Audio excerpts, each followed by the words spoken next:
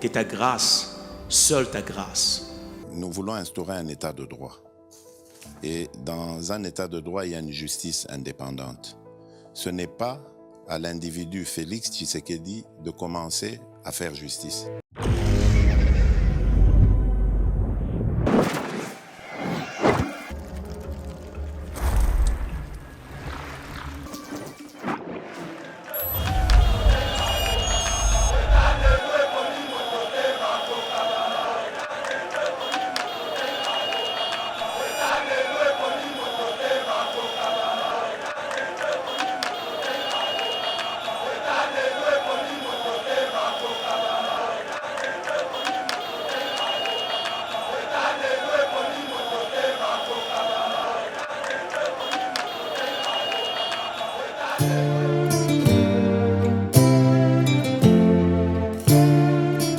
Mesdames et messieurs, bonjour.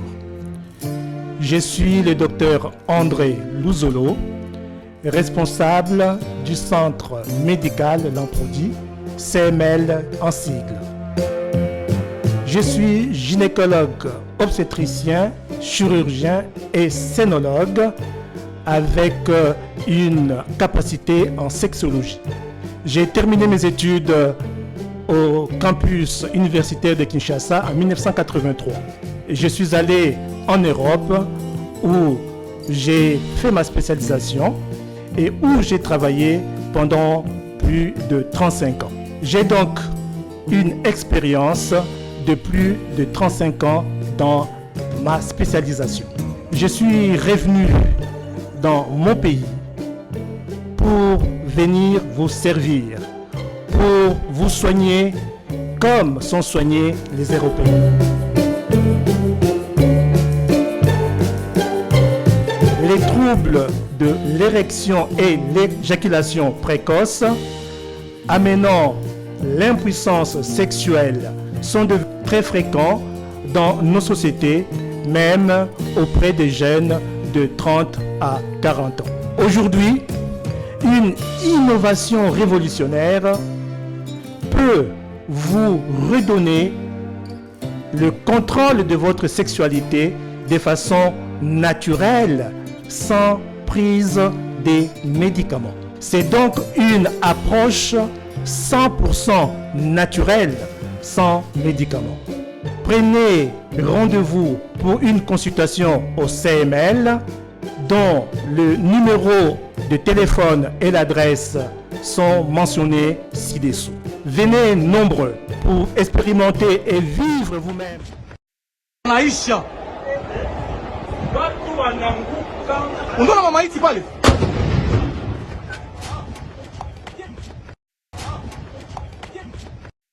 Aïcha.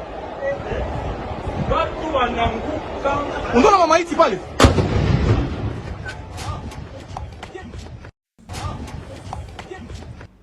Aïcha. Bonjour, bon après-midi, bande konyoso bolandaka mwana mboka Trésor Lumbu na Yeba TV, partagez l'émission. Merci d'avance na bande konyoso balandaka biso oto senga kike mars awa tozo fêté 6e anniversaire ya Yeba TV, bokomisa biso na 200 000 abonnés. Namoni bande ko vraiment bayoki, merci d'abord pour la confiance. Nous sommes déjà au-delà de 199 000 abonnés. Merci beaucoup, Bandeko. Nandenge Boyoki Biso, partagez l'émission, c'est ici où vous allez trouver la vérité. C'est ici la perfection de l'information. S'il y a quelques erreurs, l'information a été mal diffusée.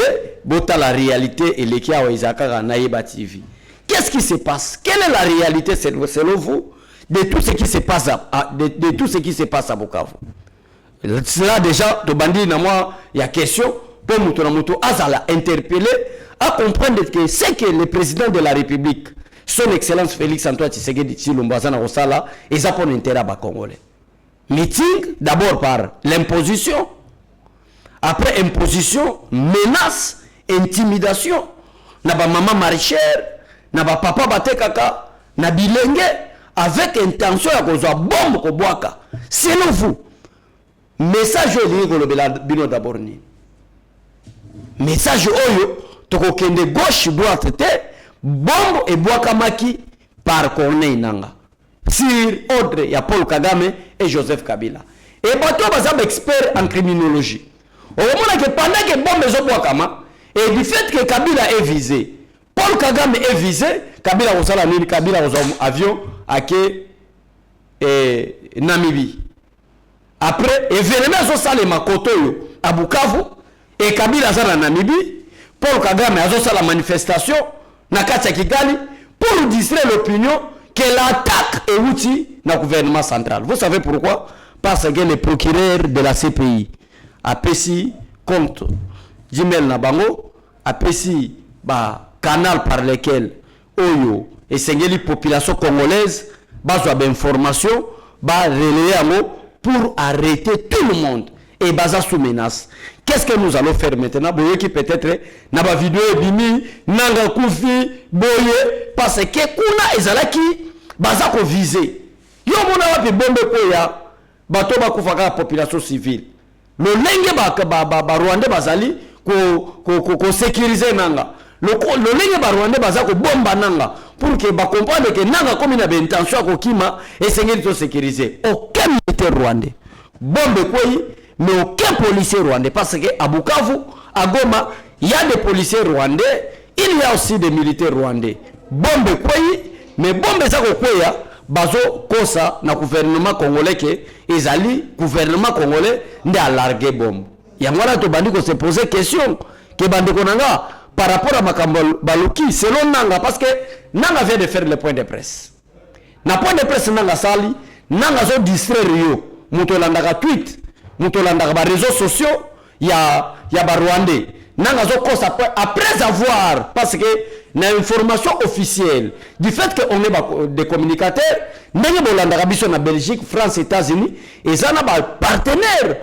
Oyo baza na Bukavu, oyo baza na Goma. Je m'excuse, balanda kabiso. Batindel biso vidéo ya Corneille Nangaa. Corneille Nangaa il n'y a que après la matinée. Bombe Oyo ezalaki largué par le gouvernement et salikaka 11 morts, 65 blessés. Donc, taxer le gouvernement, c'est le gouvernement que bombe et salinini gouvernement congolais mutabwaki. Boyebi ezali pourquoi ezali parce que mokili telemi, c'est la mokonzi mboka, c'est le gouvernement. Donc, na première partie, il y a émission na biso et sengeli congolais no soye baeke bombo wana bato babwaki yango ezali banani ezali ba Rwanda. Il y a des vidéos bozomona ndenge bazobwaka. Il y a des images bozomona bazo comprendre que mokili zotala bango babwaki et aujourd'hui nous comptons plus de 1000 morts. Plus de 1000 morts. Ata babomaka. Ata congolais yango az esclave. Ata ko bozoya n'intérêt à copier ba minéré.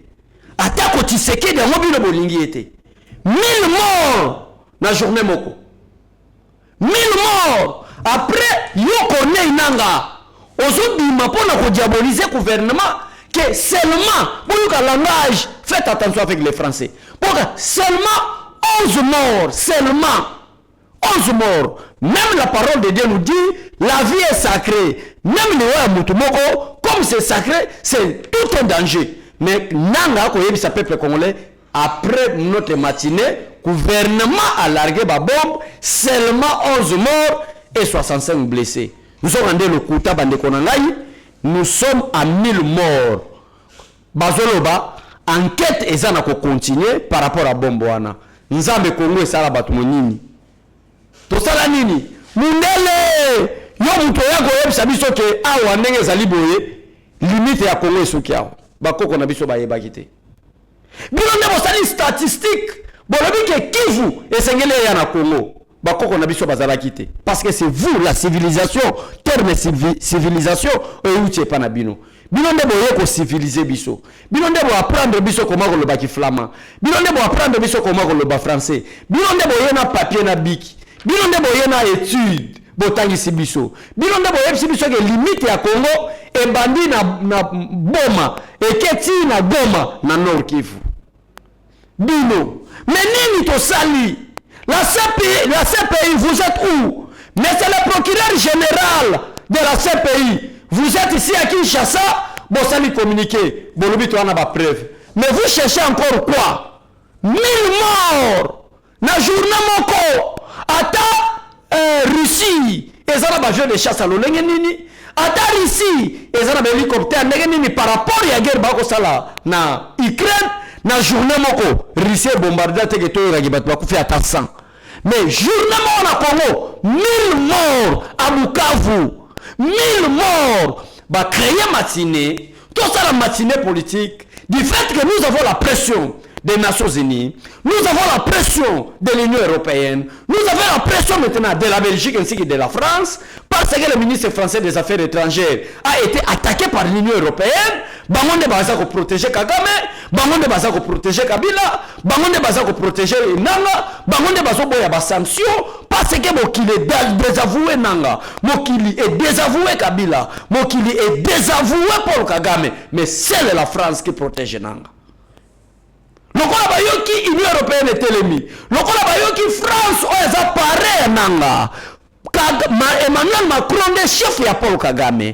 Emmanuel Macron est aza kotinda l'équipement. Emmanuel Macron est aza kotinda ba mercenaires pour que ba piller biso Congo ba boma biso.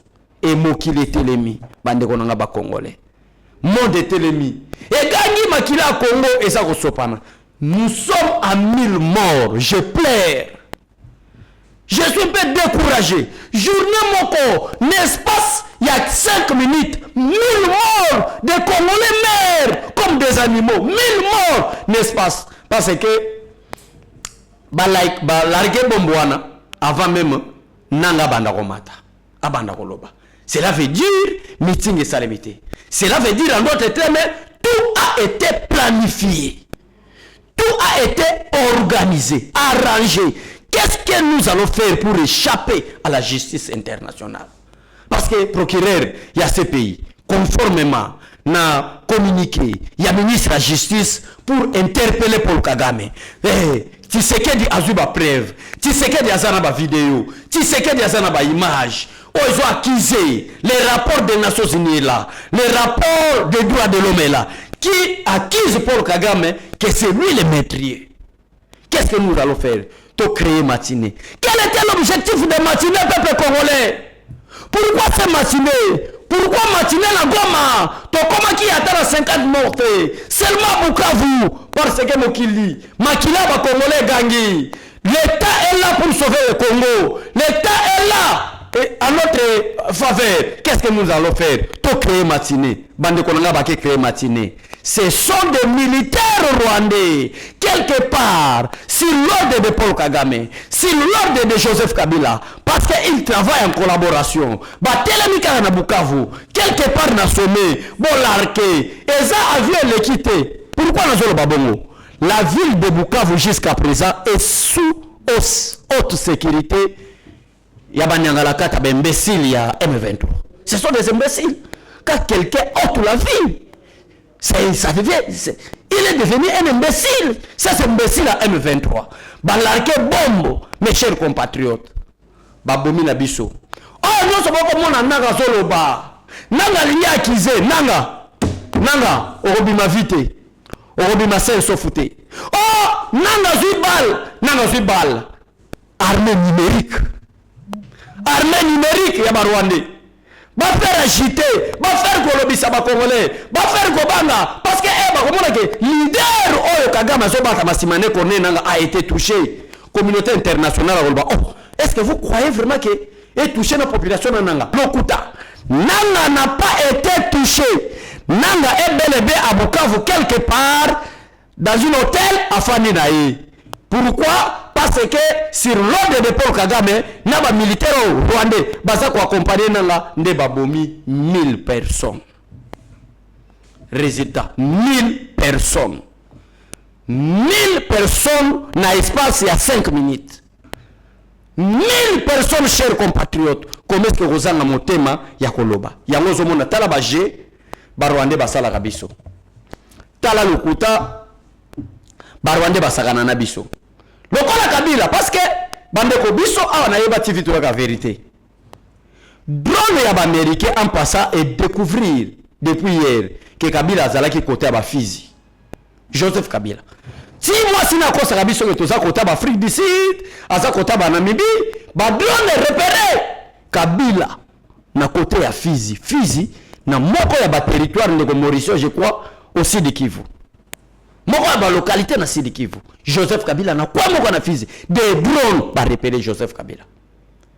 Donc c'est-à-dire Kabila a préparé qui va donner réparer ba monio entouré avec des mercenaires.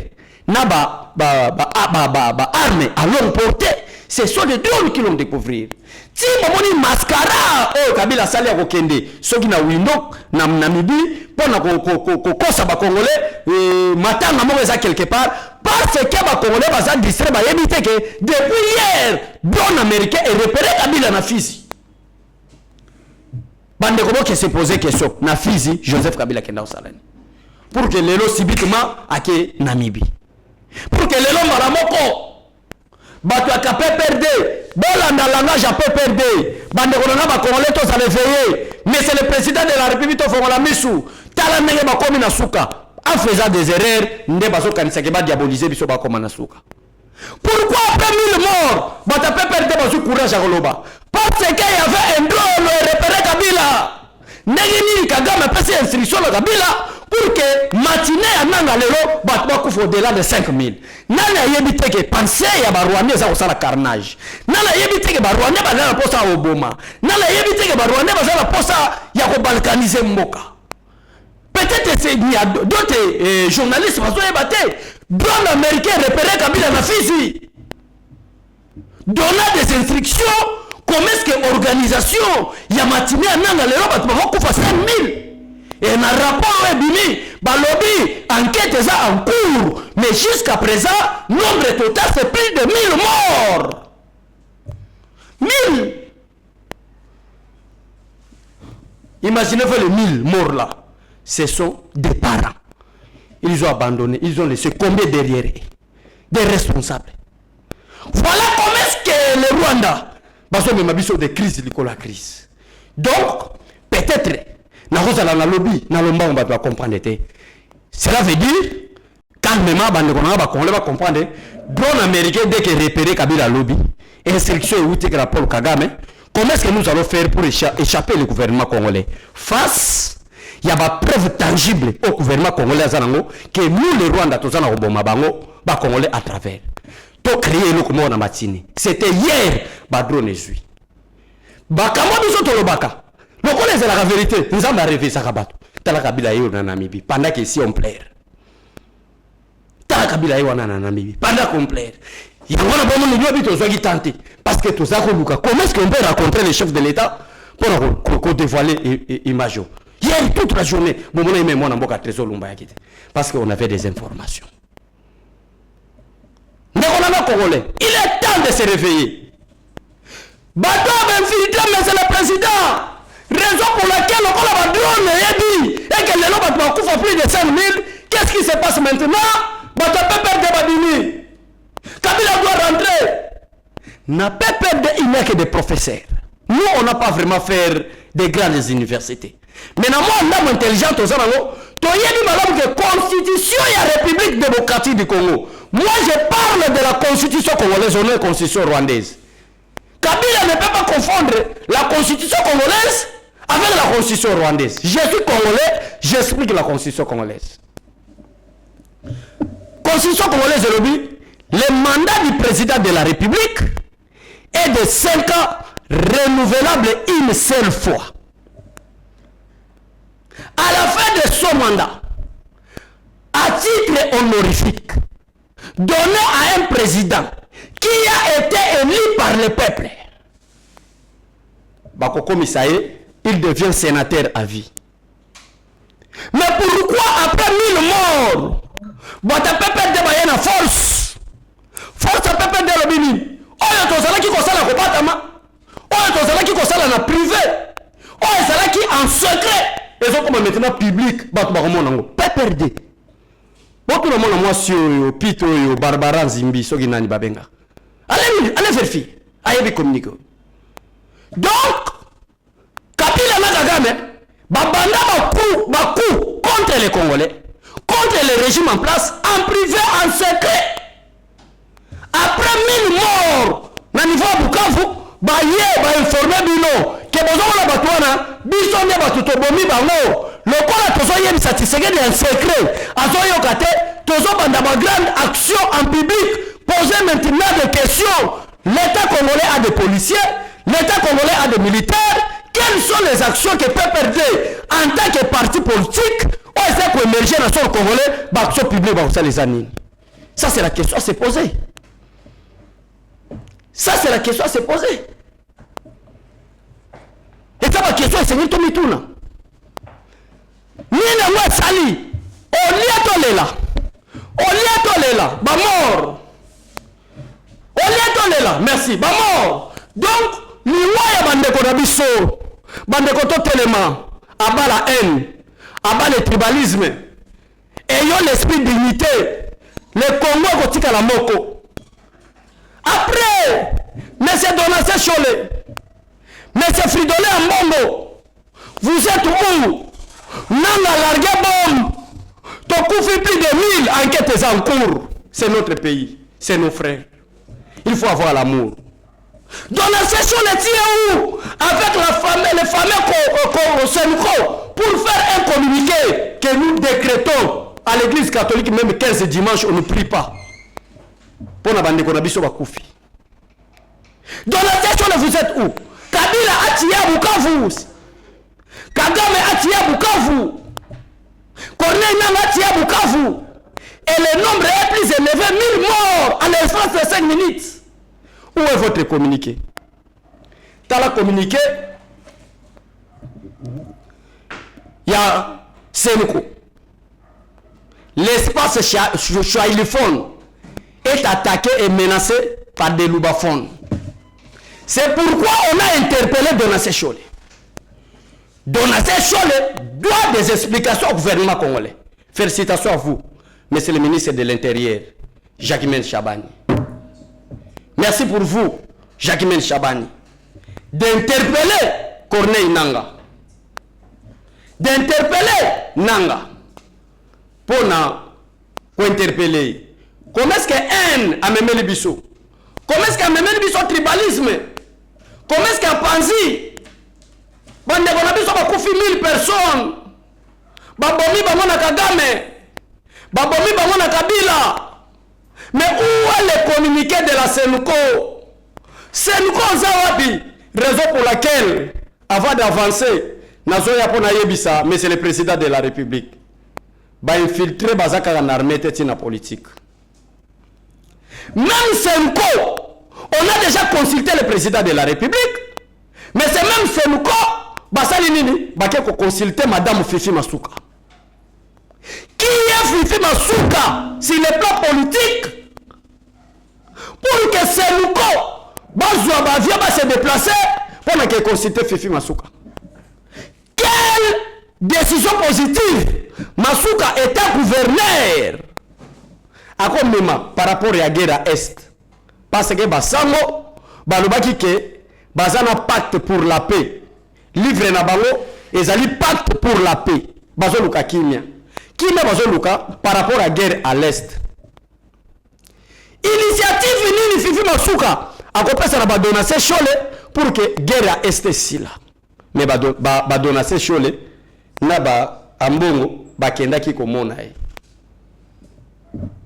Ya watu lobike monsieur le président. Esengeli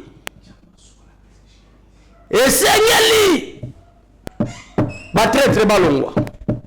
Esengeli ko écarter.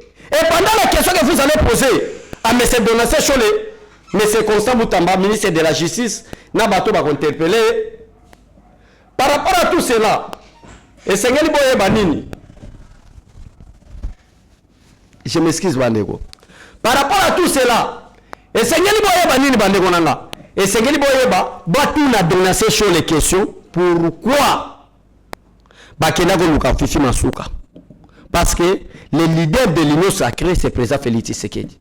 Makamozo les Gabi sont à Miss, aucun conseil qui peut aider les chefs de l'État. Pourquoi va consulter le gouverneur Yaman Mombouté? Mais bon, auparavant, Fifi Masuka a été accueilli par le pape. Ce sont des grandes révélations. Papa Zo Yawa, aucun gouverneur. Mais Fifi Masuka n'a hypocrisie, non, sa femme dit Azo Gumbama. Papa Zo prier pour naï. Bande Konanga. Awa, moi namba wa moningate. Awa, to moni mboka na biso eza en danger. Soki boko yabo banda okanga biso, bokanga. Mais biso to kotuko finga binote. Biso on reste na Yeba TV, il n'y a pas d'insulte. Toko finga binote. Toko lakela bino mabete. Mais toko se poser question par quelle qualité, à quel titre yo Fifi Masuka c'est le bago ya mayo par rapport à pacte de paix au bazo Luka. Parce qu'on a consulté Kagame, parce que la Sénéco a compris que Kagame c'est le tueur. On a consulté Kabila parce que Corneille Nanga c'est Kabila. Mais yo, on a consulté Félix Tshisekedi parce que Félix Tshisekedi c'est le victime. Il y a ma crime, il y a Paul Kagame, na Joseph Kabila. Félix Tshisekedi a été consulté comme victime. Mais sur base de et madame Fifi Masuka zana ngo o Sénéco akenda ko consulter bango makambu ele karabiso kana loyenge boy ozomona ngo maseki Sénéco bakiti na lwalaba. Mais besoin de qu'est-ce qui se passe en coulisses. Raison pour laquelle, monsieur le président, et Sengeli, va très balongwa, Fati Béton, Ozana va très belé.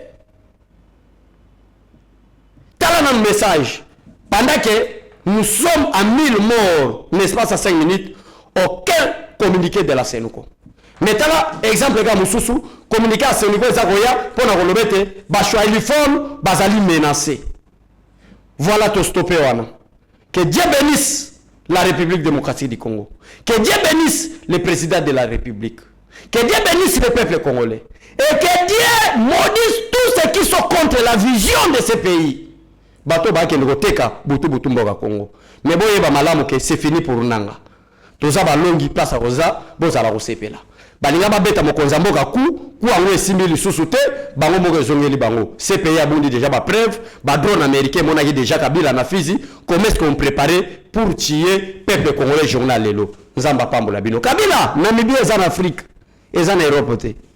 Ozaka en Afrique à quelques kilomètres na partie est de la République démocratique du Congo. Mais tous os oyo. Que Dieu vous bénisse et à tout à l'heure. Seigneur, que ta grâce, seule ta grâce. Nous voulons instaurer un état de droit. Et dans un état de droit, il y a une justice indépendante. Ce n'est pas à l'individu Félix Tshisekedi de commencer à faire justice.